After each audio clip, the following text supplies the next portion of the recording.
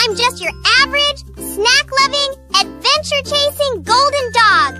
And guess what? My best friend Dad and I go on the coolest adventures.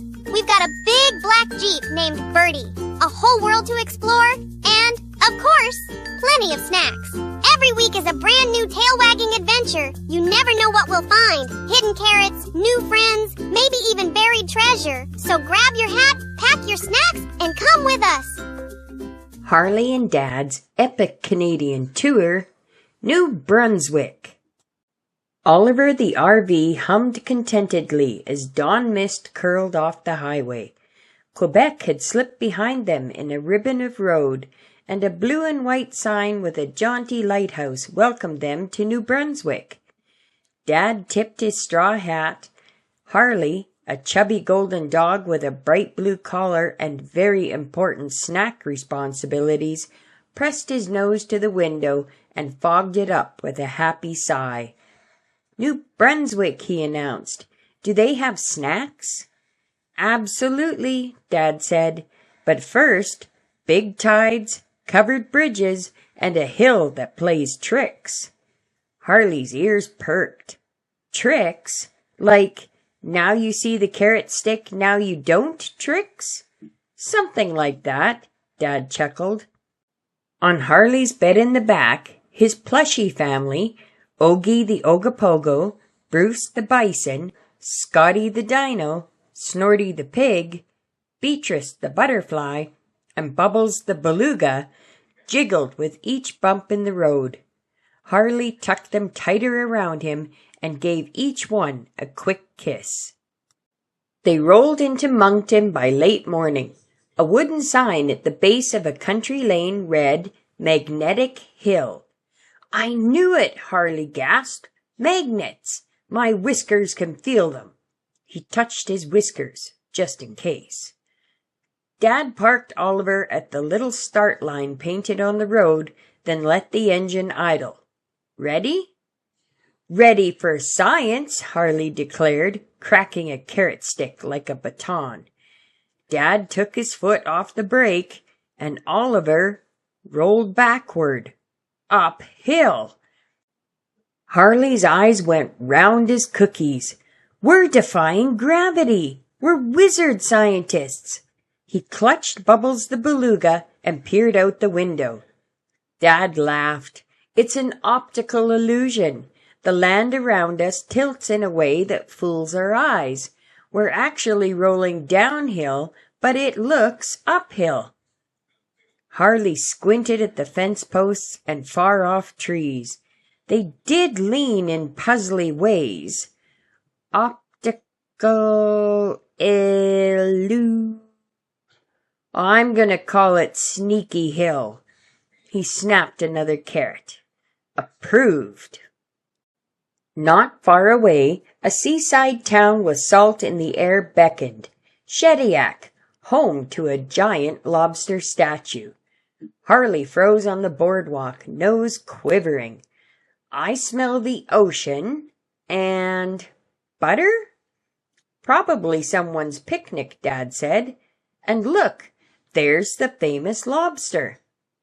The statue was enormous, claws raised like a friendly heavyweight.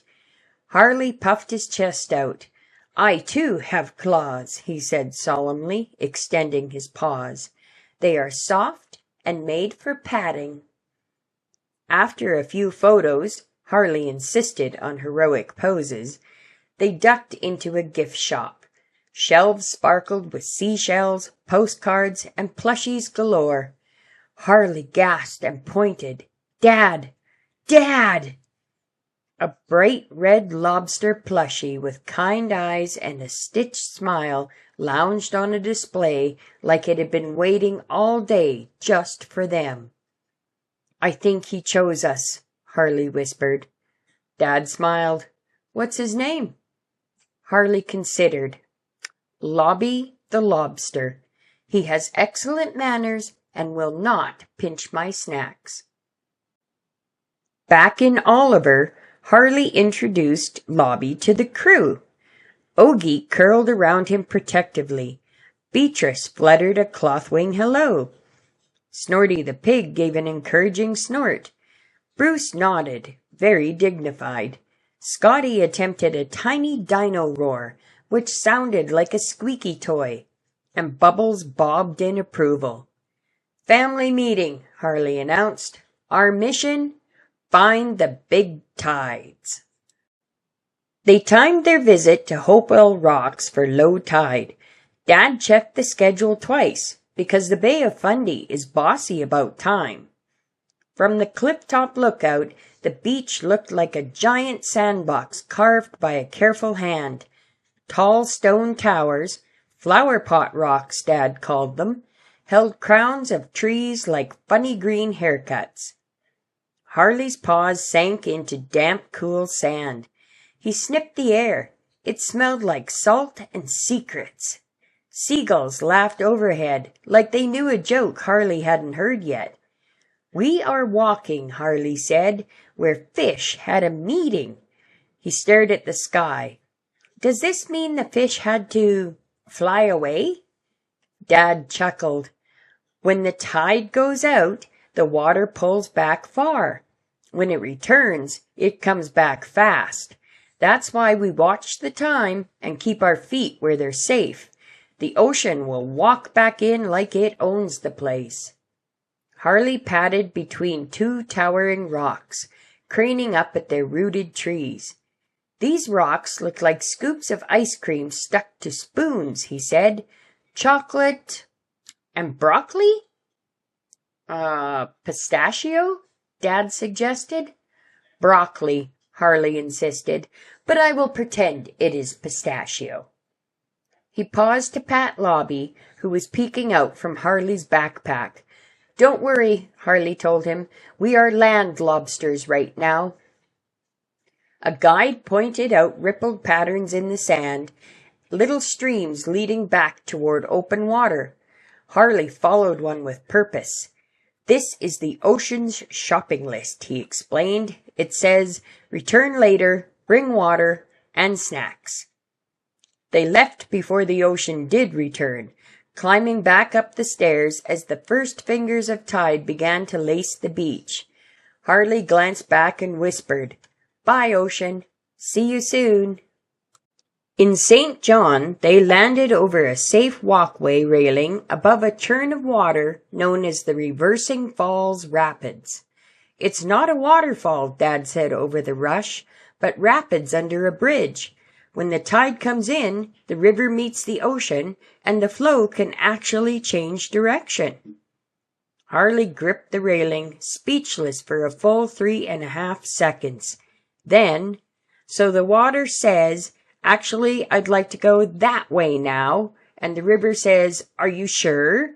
and the ocean says, 'Very sure,' and then all the fish get dizzy." Dad laughed. "Something like that." Harley leaned his head on Dad's arm and watched the foam. "New Brunswick is very good at water tricks," he decided.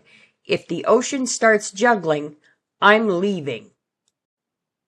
Farther along the coast, red cliffs scooped into sea caves.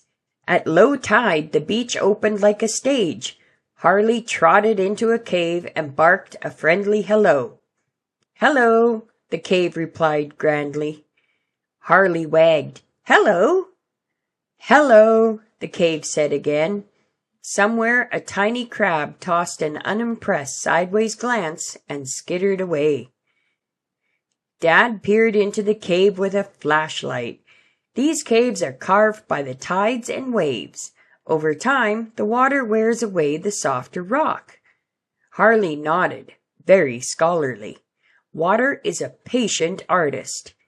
He tipped his paw back out to the sunshine and sniffed toward the horizon, where the tide would soon be returning. They drove the Fundy Trail Parkway, stopping at lookouts that made Harley's heart feel big and floaty, like a balloon someone forgot to tie down. The water stretched forever, the cliffs marched in gentle red steps, and spruce trees stood like quiet soldiers. Harley and Dad sat on a bench and crunched carrot sticks. A fishing boat traced a tiny white line across the bay. "What's your favorite thing so far?" Dad asked. Harley considered. "Sneaky Hill, and walking on the ocean floor, and the caves that yelled back, and Lobbie." He hugged the lobster plushie with both paws. "But also, being here with you, Dad." Dad's eyes softened. He set a hand on Harley's head. "Me too, buddy." The town of St. Andrews by the Sea was all bright doors, tidy gardens, and salty breezes. They boarded a small whale-watching boat that bobbed like a cork. Harley wore a bright life jacket and stuck close to Dad for confidence. "Today," Dad said, "we will look for giant friends who go whoosh." Out on the bay, the captain pointed. "There, blow at 1 o'clock." A misty puff rose, and a dark rolling back arched, then slipped under the surface like a secret. Harley's mouth fell open. "A whale! He is the size of all my snacks added together." They watched a tail lift like a flag, then vanish. Harley made a sound like a kettle. He didn't know whether to woof or squeal. Back on shore, Dad bought them hot chocolate and a cinnamon bun to share. The bun's icing zigzagged like tide lines.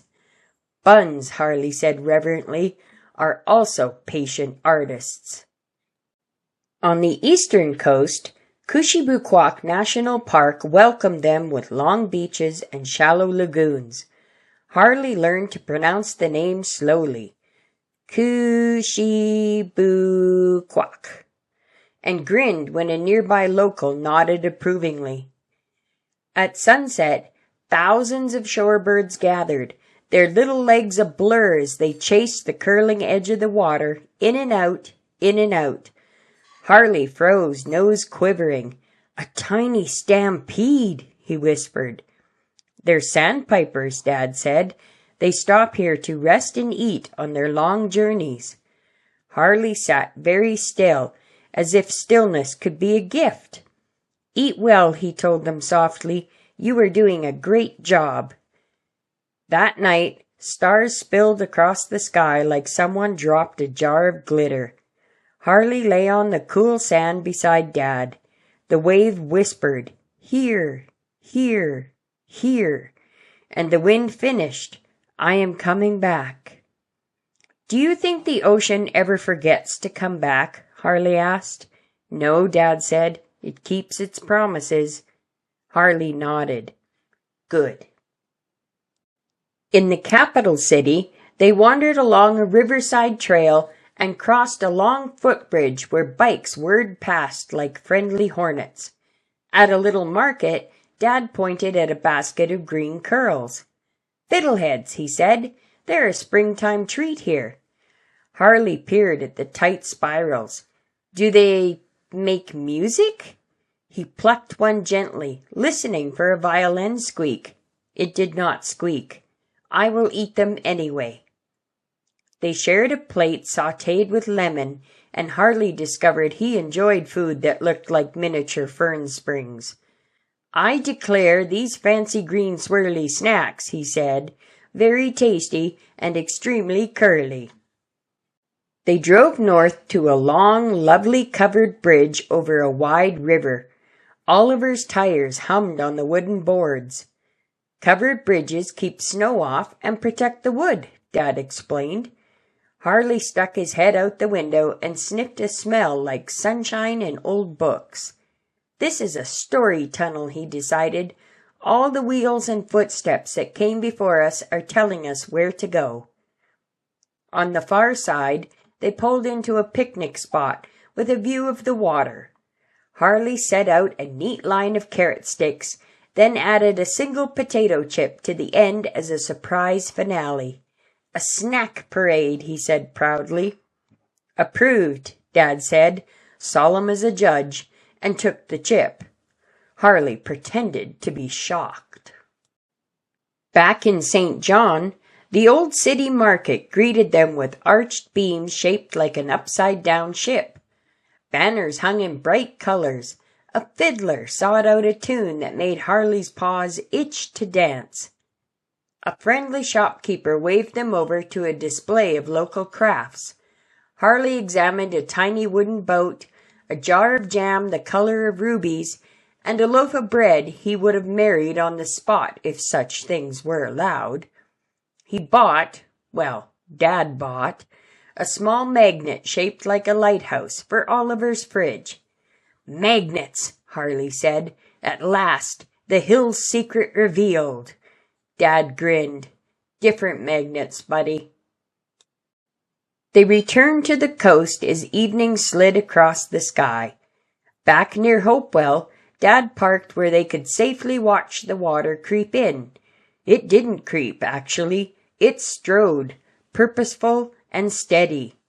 Channels filled, rivulets fattened. The flower-pot rocks lifted their leafy hairdos out of the rising sea like proud giants. Harley felt the same floaty feeling he'd had on the parkway bench. A softness at the edges, a bigness in the middle. "It's like watching a friend walk toward you from far away," he said. "It is," Dad agreed. Harley placed Lobbie on the dashboard so he could see. "Welcome back," Harley told the water. They found a quiet campsite near the shore. Dad grilled chicken on a little barbecue while Harley arranged his plushies for the nightly snuggle.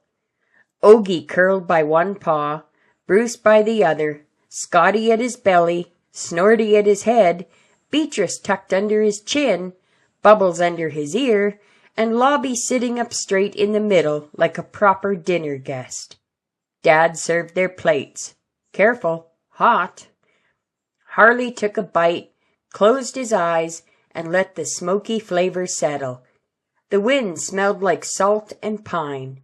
Somewhere a gull decided bedtime was for other people. The ocean whispered its clockwork lullaby. "Here, here, here." "Dad," Harley said around a yawn. New Brunswick was a good idea. Dad looked at him across the fire's glow and smiled. "You were the good idea, buddy." Harley's heart did a little slow flip. He checked on all his plushies one by one, introducing Lobbie again, just in case any had missed the memo. "We are bigger now," he told them, "and better at water." From Oliver's window, the moon made a silver path on the bay. Harley climbed into bed, then popped back up. "Wait! Bedtime announcements." He cleared his throat. "Today's awards. Sneakiest landmark, Magnetic Hill. Loudest cave, St. Martin's. Most reversible water, St. John Rapids. Best new friend, Lobbie the lobster. Best one of all, Dad." Dad, pretending to read, touched the brim of his hat in a salute. Harley snuggled down. "Also," he added sleepily, "I learned the ocean keeps its promises. That's nice." "It is," Dad said softly, and he turned down the lamp. Harley's breathing slowed. His dream rose like tides, a rolling blue dance that lifted him and his friends. In the dream, the flower-pot rocks wore frosting. The covered bridge told knock-knock jokes that lasted 1,000 years. The magnetic hill took a bow. A whale waved with a giant tail. Lobbie performed a polite, non-pinching high five. And the ocean, as promised, came back. Best trip ever. What a great day that turned out to be. Best day ever. I can't wait until next week when we go on another adventure. Make sure you click subscribe so you can join me, and like my video too, please, because I sure like you. See you next week, friends.